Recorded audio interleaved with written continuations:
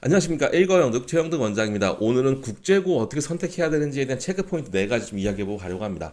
자, 국제고는 총 8개가 있고요. 재밌게도 그 8개 중에 3개가 경기도에 있습니다. 참 신기하죠. 아무튼 뭐 그거는 나중에 얘기하죠. 할 말은 많지만 넘어가겠습니다. 자, 그러면 첫 번째로 무엇을 봐야 되냐? 방금 제가 말씀드린 지역입니다. 자, 국제고 같은 경우에는 우리 지역이 없는 경우에 전국 어디든 지원이 가능하죠.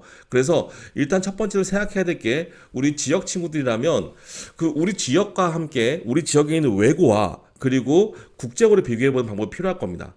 그리고 만약에 우리 지역에 국제고가 있다라고 하면 우리 지역의 국제고와 외고를 비교해 봐야 되겠죠.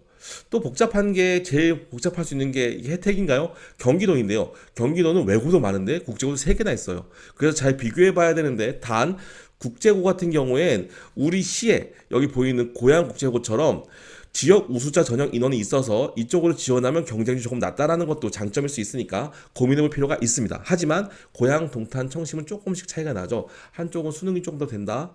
동탄처럼요. 한쪽은 다양한 수업이 좀 더 가능하다. 청심처럼요. 그래서 비교해보고 갈 필요는 분명히 있을 것 같고요. 고양은 입결이 좋죠. 네, 재미있는 차이가 있습니다. 자, 두 번째로 무엇을 본다라고 하면 경쟁률을 봐야 되는데요. 경쟁률을 볼 때 사실 신경 쓸 게 있습니다. 뭐냐면 외고 같은 경우에 사실은 내가 영어 B가 있어 떨어진다라고 하기보다는 혹시 이게 너무 애들이 안 떨어져서 약간 학습 분위기가 애매한 거 아니야? 라고 생각하는 부담이 더 있거든요.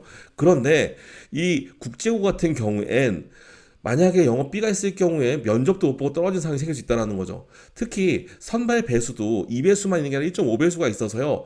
예를 들어서 동탄국제고와 서울국제고 중 경쟁률은 동탄국제고가 이만큼 더 높아 보이지만 실제로 선발 배수가 2차에서 2배수와 1.5배수이기 때문에 서울에서 떨어질 확률이 국제고가 서울이 더 높다라는 거죠. 그래서 이런 부분도 잘 보시고 준비를 하셔야 됩니다. 만약에 B가 있다고 하면 물론 외고랑 국제고 공부하는 게 달라요. 그렇지만 외고로 추천하는 게 좀 나을 수 있을 것 같습니다. 생각이 돼요. 그쵸? 자, 세 번째입니다. 청심국제고등학교라는 건 눈에 조금 더 들어보긴 들어와요. 그런데 청심국제고라는 건 조금 더 특징이 있기 때문에 잘 보고 가야 됩니다. 첫 번째로요. 국제고는 모두 원래 공립인데요. 청심국제고만 유일한 사립입니다. 그래서 독특한 커리큘럼을 가지고 있어요.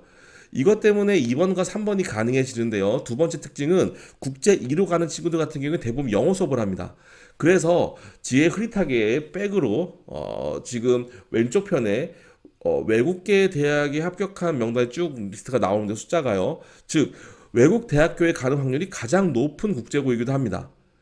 또한 세 번째 거에서 공학계열로 대입을 준비할 수 있어요 라고 되어 있어서 오른쪽 아래쪽에 빨간 박스를 보시면 아시겠지만 이공계 특성화 대학도 준비할 수 있습니다. 정말 대단한 학교이긴 하죠. 특이한 학교입니다. 그런데 이것 때문에 청심국제고를 준비해서 이공계 특성화 대학을 간다라는 건 사실 그 전에 과거나 아니면 몇몇 자사고를 고려해보는 게 더 좋지 않을까 하는 생각이 들기도 합니다. 어쨌든 국제고라는 거죠. 하지만 만약에 수학이 B가 있었다, 과학이 B가 있었다라고 하면 큰 뜻을 품고 가볼 수 있겠다라는 것도 생각해 볼 수 있습니다. 자, 마지막으로요.